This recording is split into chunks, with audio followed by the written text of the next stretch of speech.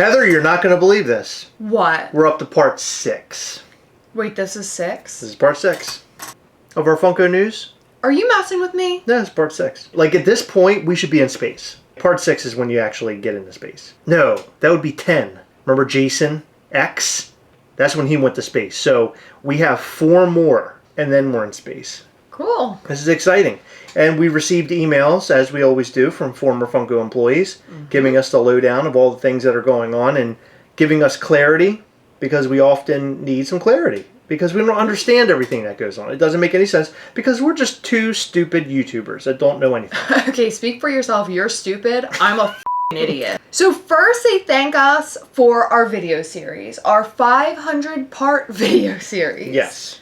They worked at Funko for many years. Didn't give us a time frame, but they did say that they've been working there since the company was working out of the warehouse building, whatever that means. I'm sure some people are watching this and understand, but we do not. It truly used to be a gem and extraordinarily special. So it used to be a great place to work, but now it isn't anymore. Now it's really just another company, and as you mender, I made up a word. As you mender. Now it's really just another company, and as you mentioned, is doing pretty standard company things. Outsourcing to overseas factories, cutting corners, reducing quality for profit, and typical unsavory but standard corporate business. Yes. Unsavory is the key word.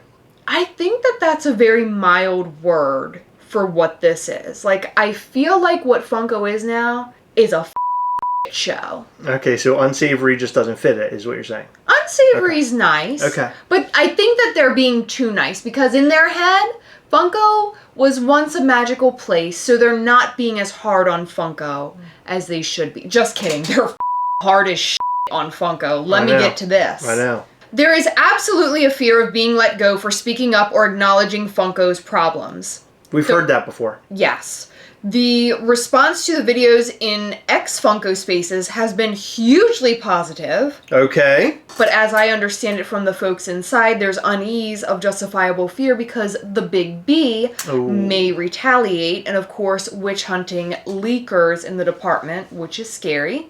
Overall, I think the impact is positive and appreciated, but the situation inside of the department is really depressing all around. A company at large will go witch hunting? That's crazy. That is crazy. I hope Maybe that it isn't. don't. Maybe it isn't crazy. Maybe that happens more often than we think. I wanted to email to add some insight to a couple of things you touched on in the videos. There seem to be some questions as to what reducing paints / cutting costs looks like, so I want to give some examples. Okay, this is interesting because we don't know much about this. No, and I feel like we've done a decent job not really knowing how things work fully. We know a little bit from how our little toy company operates, but in a bigger company, we're not entirely sure. Well, there's a lot of stuff that I don't know because realistically, we've only done a very small portion of molds, so it's hard to say, you know, especially when it comes to the molds, what affects cost. Okay. So this definitely gave me some insight to things that I don't know. So then they go on to tell us some examples of cost cutting. For sculpting, this means reducing detail in the sculpture to remove details or pieces that may need additional mold cost. Okay. That makes sense because when you're trying to mass manufacture Funko Pop, you might have to cut off like some minor details or maybe even some bigger details in order to make it more cost effective. That makes sense to me. To make it cost effective, but also take less time, because I would imagine the smaller details Trying probably to pump that stuff out. Yeah, they probably take more time to create, whether it be mold or the painting of those small details. Absolutely.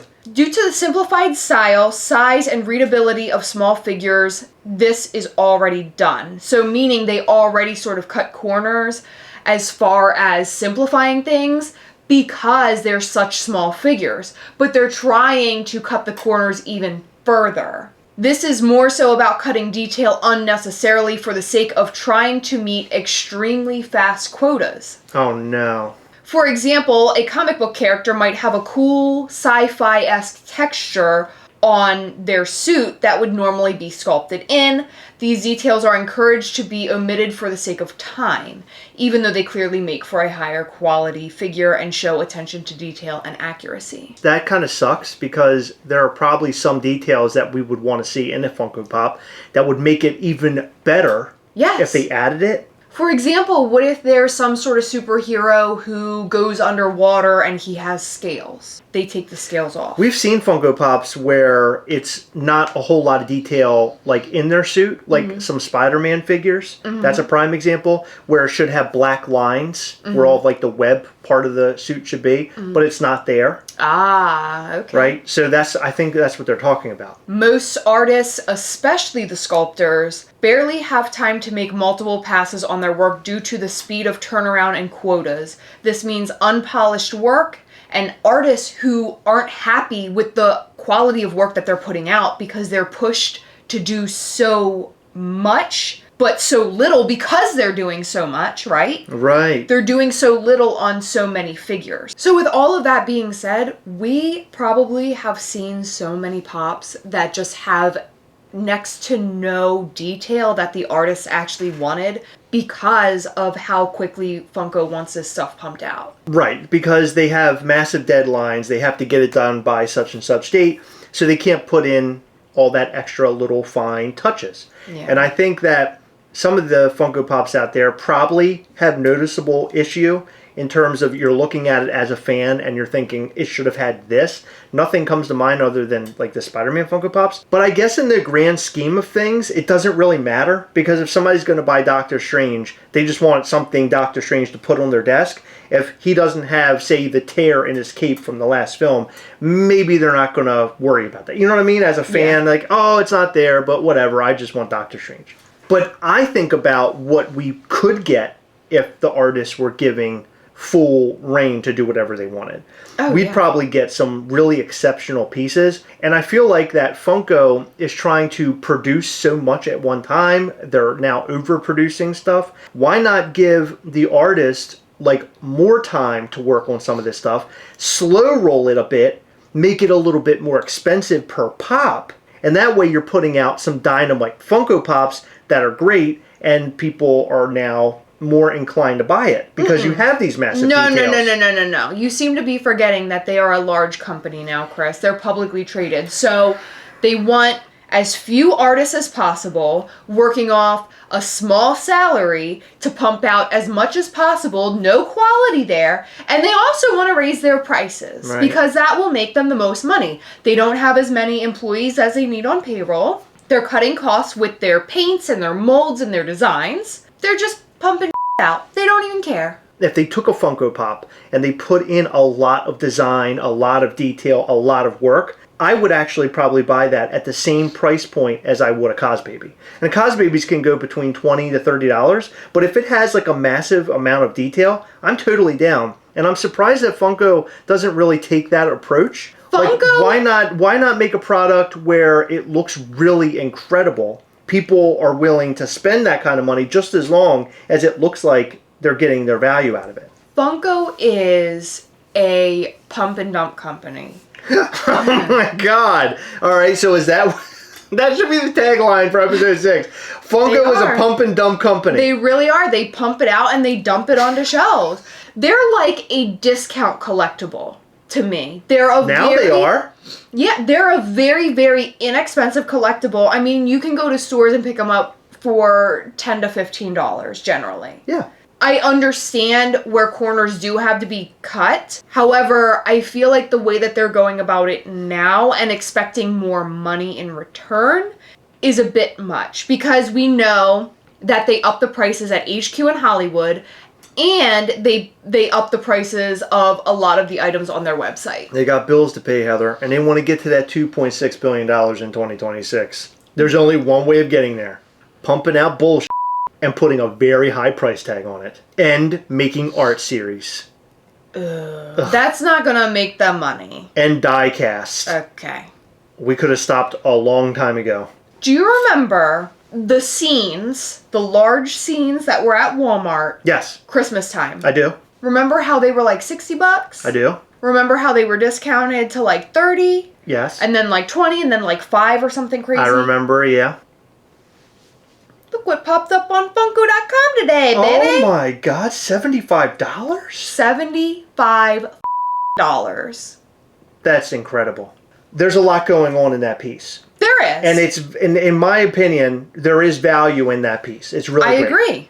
I would spend that kind of money on that piece if it had a limited number to it. So if they released that and they said there's only 1,500, 2,000, something like that. But you would... I would be more inclined to buy it because it was limited. But you would spend $75 on a Funko Pop if you liked it enough. Just a standard 4-inch. So that doesn't really tell me much. True. Yeah, I mean, I would spend that kind of money on anything that's limited. But they're not limiting anything. They're making millions of it, and then they put on these high price tags. That's my real issue here. Yeah, so they're adding $15 to something that you could pick up full price for $60 at Walmart, and then they continuously discounted it after the holidays. All right, so back to the email. That was just a little craziness that I went off on. Artists designing color and deco, eyebrows, eyelashes, printed paint details on the figure are constantly told to reduce the amount of colors and details on the figure. Okay. For example, a character might have an iconic pink dress with a white, black, and blue floral pattern on it. They will have to reduce the colors, maybe just pink with white flowers, or get rid of the pattern completely and make the dress a solid pink. We've seen stuff like that before. Yes. Another example is if there's a character with armor, they will be urged to make the armor non-metallic and just go with a gray or yellow gloss paint. Yellow gloss armor was sometimes referred to as macaroni and cheese armor because it just looks cheap. Here's a couple of renders of product from Overwatch versus Overwatch 2 after cutting costs. All of the gray and yellow bits on the actual character are supposed to be metal. Oh, wow, yeah. You can definitely tell a difference. A huge difference, the two of them, yeah. And I agree with the macaroni and cheese Yes, armor. it does. Well, he actually looks like he has macaroni and cheese on his hat. Next, they mentioned the other artist who had previously emailed us, mentioning artists not being involved in line lists and pitches. While it was previously encouraged, it was encouraged due to the expertise spanning many fandoms across the department. So everybody has their favorite fandom or fandoms that they know a ton about. And you made a point about this before. You said if somebody knows a lot about DC and the character's powers, they're the person that you stick on DC. Absolutely. Because they know everything. Yeah, and I think my example was I would be a great person to like pitch a Dexter line, say, because I f***ing love that And you show. asked for Dexter. Yes. And there's still nothing about Dexter. Still no Dexter. And I'm pretty sure because, let me tell you something, Funko has got to hate us by now. Because I'm saying that I want Dexter, they're purposely never going they shelved to do that it. And they locked it away like the Ark of the Covenant. It's probably being manufactured because the New Blood series has just finished and they've also announced a prequel. Yes. Already. Right. It is being manufactured right now, I bet. Yeah. But as soon as Funko sees this video, excuse me, Dexter, no more. Thanks. And the next scene is all the Dexter Funko Pops in like this big room, and then all at once the walls start going, crushing them all. That's how it's going to be. Uh-huh. Because I want to see Dexter. But yeah, I fully agree that if you are passionate about something, you can talk about it for hours. You can design it. You know what it looks like. You know everything about it. You are the best person to design whatever that is. If they ever made Dawn of the Dead in 1978, they come and talk to me. I can give them perfect cues on what to do. Yep. They should totally make the Frankenstein head zombie. The one that got his head chopped off with the helicopter. Mm-hmm. One of my favorite parts of the whole movie. They would do really, really great at that. I really loved when they did the Headless Herschel with the magnetic piece. Yes. And the Well Walker that like comes apart. I feel like they would be able to do that zombie very, very well pre-cheapo Funko. Oh my God, how about this? Dawn of the Dead. Mm-hmm. The scene where they're all like in front of the pennies. And they're all standing next to each other. Mm-hmm. And then that's when they start talking about how once there's no more room left in hell, then the dead will walk the earth. Mm-hmm. That scene where they're all there. Mm-hmm. I'm telling you. Sign me up. We'll make some money together. Let's do it. Funko ain't Funko is hiring me. No.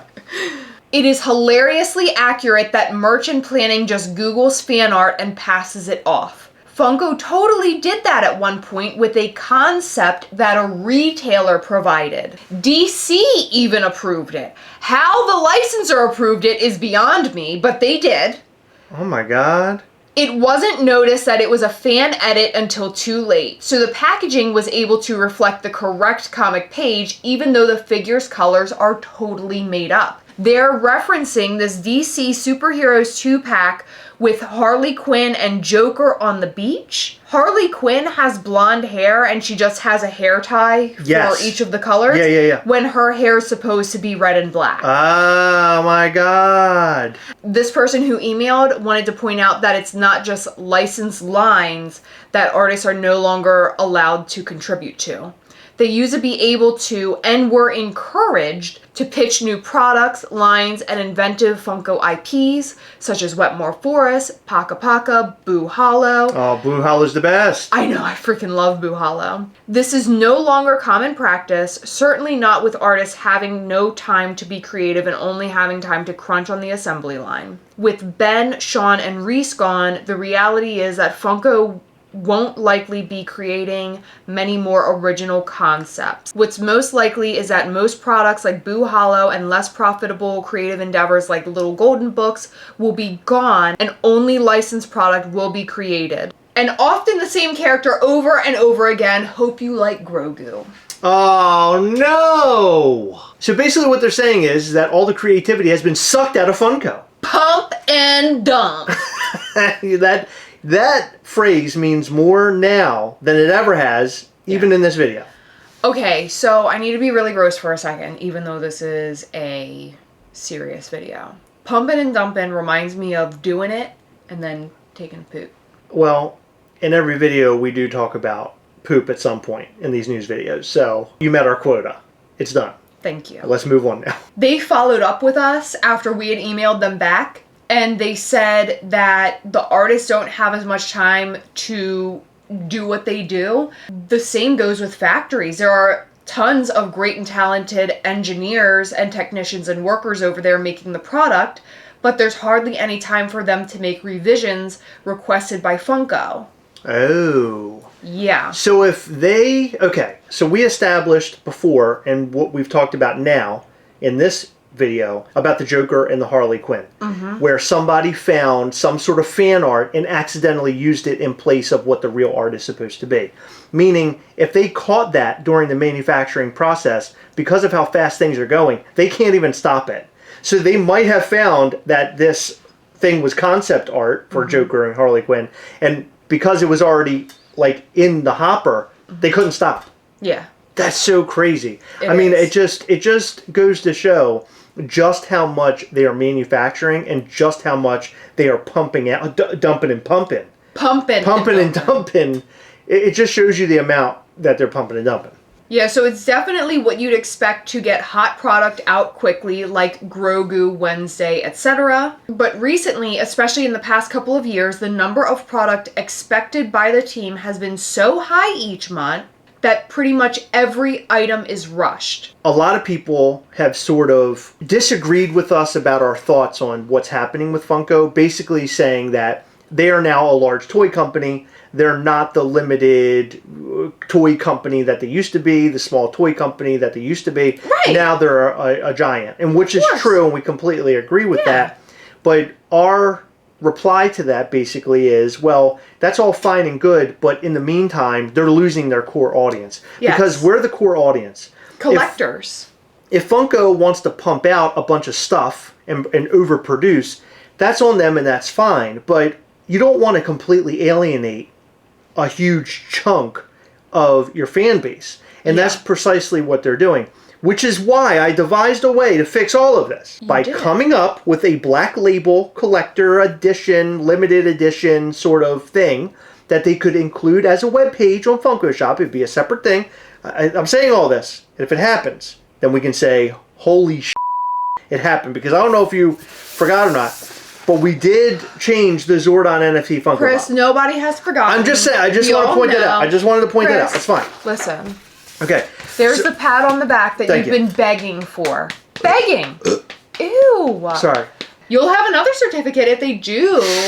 If they come up, if they do the black edition, black limited edition, Gold it just seems series. Gold series. Okay, fine. Gold series. Royal. No, there's special. Funko Gold and they suck, so we can't do that. God damn but it's it. like the Funko Limited, Super Limited series or something, and it would be a chunk off their website. Then every week or every couple weeks, you go on the website and you can buy a very limited Funko Pop, and it could be a paint color scheme that's different of a already existing Funko Pop, or a brand new Funko Pop of a line that we've never gotten the character for. But these are all limited edition figures, and so we all go after those figures on this website, which will be a show. Somebody made a point the other day that completely made sense to me. What's This that? is something that you and I have discussed behind the scenes, and I've been waiting to put this in a video.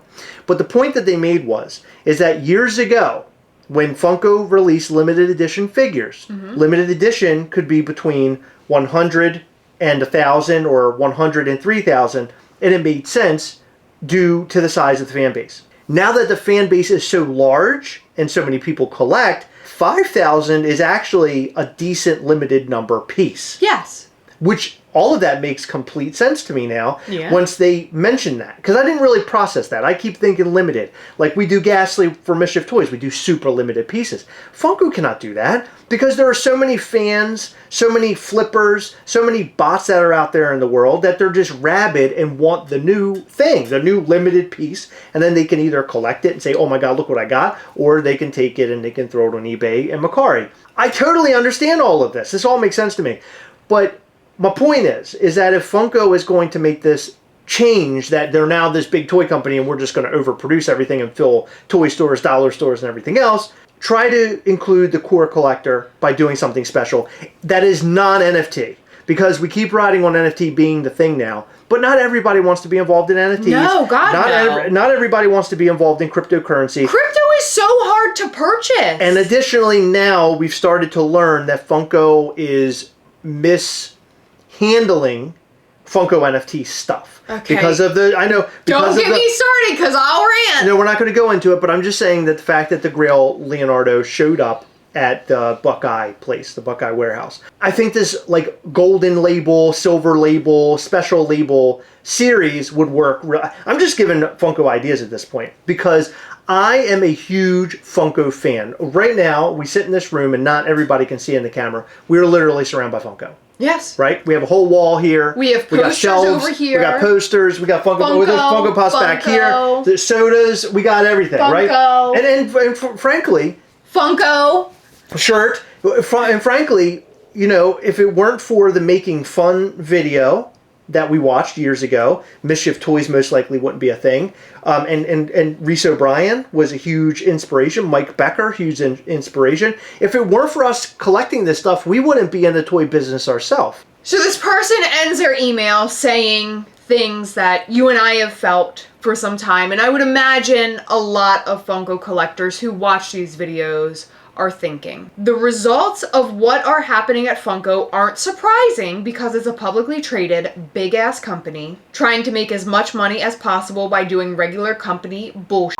But it's just such a bummer that it's Funko. 110,000%. I always say that because I always say Funko family, right? Because we've talked about this. There have been people that we have become friends with that have been around Funko for a lot of their life now, right? So you're talking about 20 years out of their life if they started at like sort of the beginning.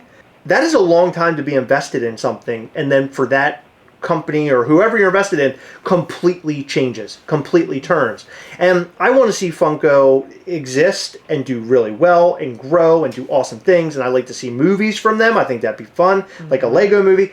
I want to see how about a theme park? The point is, I want to see them do really, really well, but also like still somehow cater to the core audience who that happens to be us. And people want to sit back and just say, well, Chris and Heather of the Gastlecast, all they do is sit around and talk negative about Funko and how stupid they are, and they don't like anything that they do. That's 100. Are we talking about those people again? That's 100% untrue, and we just want to see them do better, and we want to see them focus on things that they used to focus on that we loved. Yeah. Our love comes from a place with Funko where it used to be so much fun to collect. Now I see people jumping out of the collecting more than ever.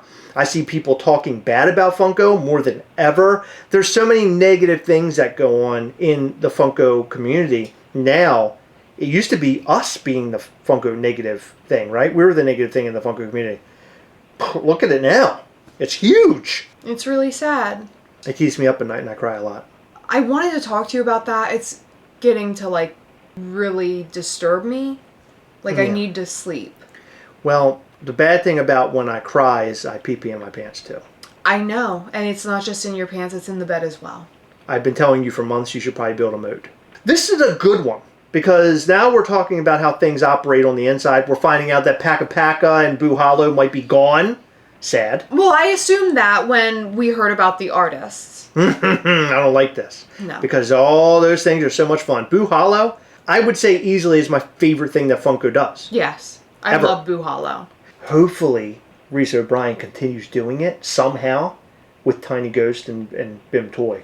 I don't know how much they would be able to get away with, though, because my technically Funko probably owns a lot of that, but he could, like, maybe rename it to something. That's what I'm saying. else. Rename Yeah. it, do something a little bit different. Oh my God, we need that, Reese O'Brien. I'm talking to you.